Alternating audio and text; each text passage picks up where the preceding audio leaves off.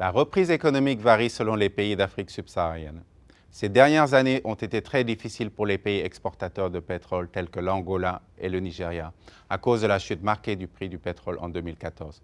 Mais ces pays sont désormais sur la voie d'une reprise timide. D'autres économies plus diversifiées, comme celle du Sénégal et du Rwanda, continuent de croître à un rythme d'au moins 7%.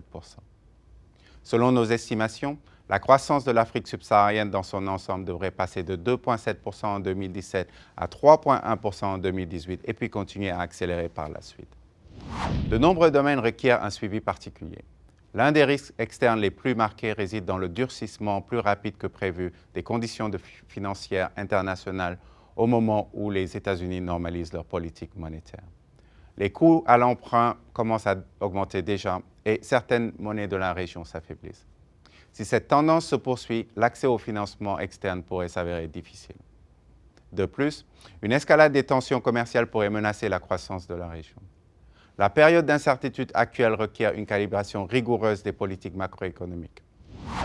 Les politiques doivent se concentrer sur la réduction des vulnérabilités et le renforcement des instruments de politique économique.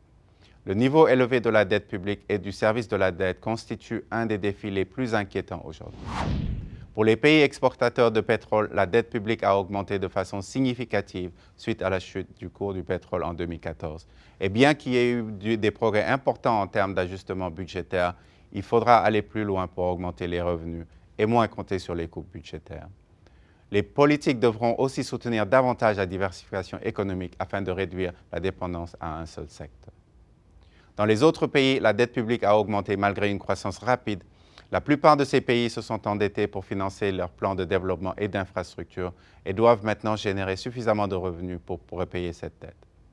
L'Afrique subsaharienne est au bord d'une transition démographique considérable, avec une moyenne de 20 millions de nouveaux arrivants par an sur le marché du travail entre 2030 et 2035. Pour créer ces emplois pour le futur et pour consolider les opportunités uniques de croissance permises par la vague actuelle d'avancées technologiques, des réformes sont nécessaires aujourd'hui. Et cela passe par des politiques visant à renforcer la résilience et à augmenter le potentiel de croissance.